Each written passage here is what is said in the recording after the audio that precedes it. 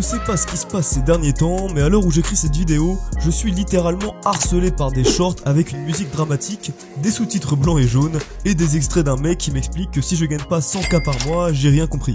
Donc ouais, comme toi, mon fil d'actualité est inondé de ce genre de vidéos. Oussama Ammar, Alex Hitchens, et c'est qui le dernier déjà? Tu l'as bien vu au titre, aujourd'hui je vais te parler du parcours phénoménal de Yomi Denzel, l'entrepreneur suisse le plus connu d'internet.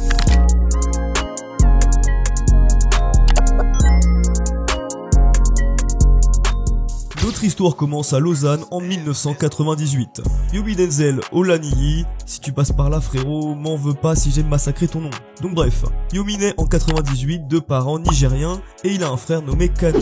Pendant son adolescence, Yomi est un bon élève, il sort peu et n'a qu'une idée en tête, devenir footballeur. Finalement, à ses 16 ans, il se rend compte qu'il n'aura jamais un niveau pro et change de mentalité.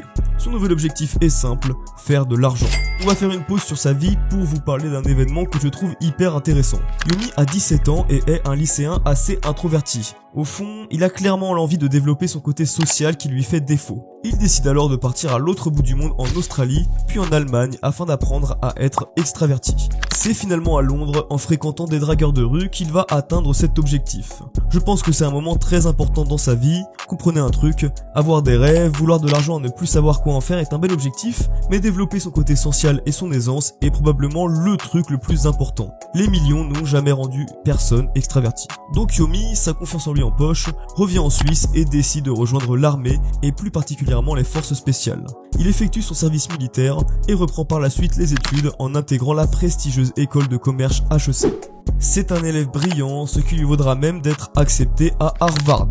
Oui, Harvard. On est sur un humain assez bouillant quand même. En parallèle de ses études, Yomi, qui a toujours l'objectif de brasser le plus possible, ne l'oublions pas, crée une entreprise de marketing digital. En gros, il propose de mettre en avant des entreprises via les réseaux sociaux pour leur apporter des clients. Ça marche super bien, si bien qu'il génère 3000 € par mois en parallèle de ses études. Mais bien sûr, l'histoire ne s'arrête pas là. On est en 2017 et un nouveau business en ligne voit le jour, le fameux dropshipping. Pour ceux qui connaissent pas ce business, c'est très simple. Le dropshipper met en lien un client basé en France par exemple avec des entreprises basées notamment en Chine.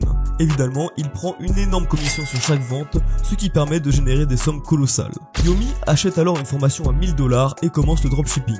Après plusieurs essais, il trouve un produit qui fonctionne et génère 40 000 € de chiffre d'affaires en l'espace d'un mois. À cette époque, il est encore étudiant et ce business va changer absolument toute sa vie.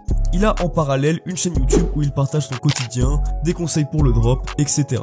D'ailleurs, je pense qu'on a tous vu cette vidéo au moins une fois. Et aujourd'hui, je vais vous parler de comment je suis passé d'étudiant fauché à millionnaire en moins d'un an. Let's go! Moins d'un an après avoir débuté le dropshipping, il devient millionnaire. Il vit la fast life et partage ça avec sa communauté. Peu après, on voit arriver sa formation de dropshipping et avec elle, les accusations d'arnaque. Je trouve ça quand même dingue en France, dès que quelqu'un veut réussir, il devient l'ennemi à abattre.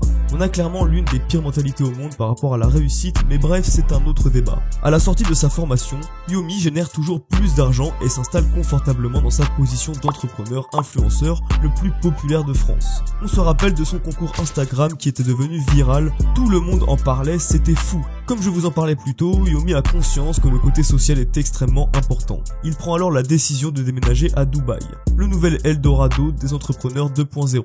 Il y fait la rencontre de personnalités très influentes comme Iman Gazdi, pour ne citer que lui. Ses business se développent petit à petit, il a une équipe d'employés triés sur le volet qui veille sur ses affaires à sa place. La phrase « Même quand je dors, je fais de l'argent » n'a jamais été aussi réelle. C'est ainsi qu'il prend la décision de se consacrer pleinement à YouTube. Selon lui, la création de contenu est un game changer et il compte bien en profiter. C'est donc pour ça que dernièrement, tu peux le voir absolument partout. Il sort régulièrement des vidéos et utilise un marketing incroyable en surfant sur les trends et en proposant du contenu d'une qualité inégalée. C'est pour cette raison que tu le vois absolument partout, souvent accompagné de Oussama Ammar, avec qui il a une chaîne de podcast. Alors oui, je sais ce que tu penses, Oussama Ammar et Yomi Denzel peuvent paraître hyper prétentieux, mais c'est souvent à cause du manque de contexte. Je vous conseille vraiment d'aller checker leur podcast, les vidéos sont hyper intéressantes et ne peuvent que vous motiver. Si je devais conclure cette vidéo, que vous appréciez ou non Yomi, je pense que son parcours est phénoménal et que toute personne ayant envie de réussir,